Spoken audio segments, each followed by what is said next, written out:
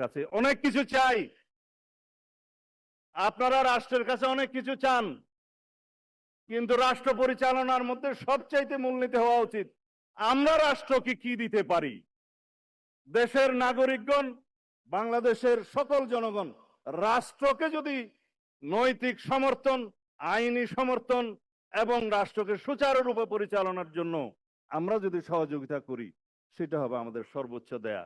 শুধুমাত্র আমরা সবাই সকল শ্রেণী পেশার মানুষ দাবি আদায় করার জন্য রাস্তায় নেমে যাই, রাষ্ট্রের কাছে চাই, অথচ আমরা রাষ্ট্রকে কিছুই দিতে চাই না, সেটা হয় না। শহীদ রাষ্ট্রপতি জিয়াউর রহমানের শিক্ষা স্বনির্ভরতার মাধ্যমে তিনি খাল খনন কর্মসূচি এবং অন্যান্য কর্মসূচি গ্রহণ করেছিলেন, যাতে রাষ্ট্রের জনগণ স্বতঃস্ফূর্তভাবে বিনাশ্রমে রাষ্ট্রের জন্য কাজ করতে পারে, সেই অনুপ্রেরণায় অনুপ্রাণিত হয়। আমরা সবাই যদি রাষ্ট্রকে দেওয়ার জন্য প্রস্তুত থাকি, ইনশাআল্লাহ রাষ্ট্র আমাদেরকে ভরপুর দিবে।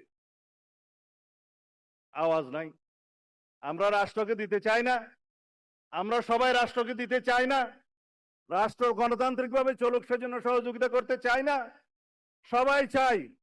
এখন যদি কেউ আপনারা বলেন যে এই রাষ্ট্রটা ফ্যাসিবাদ মুক্ত হয়েছে, স্বৈরাচার মুক্ত হয়েছে, যাতে সারা জীবনের জন্য এই ফ্যাসিবাদী আওয়ামী গোষ্ঠী বাংলাদেশে আর কোনোদিন পদার্পণ না করতে পারে এবং বাংলাদেশে যাতে ফ্যাসিবাদী রাজনীতির কোনোদিন উৎপত্তি এবং উৎপাদ না হয়, সেজন্য আমরা সবাই সহযোগিতায় থাকবো, এটা আপনারা দিতে চান না? ইনশাআল্লাহ নসরুম মিনাল্লাহ ওয়া ফাতহুন করিব। আবাশশিরিল মুমিনিন। আসসালামু আলাইকুম ওয়া রাহমাতুল্লাহি ওয়া বারাকাতুহু।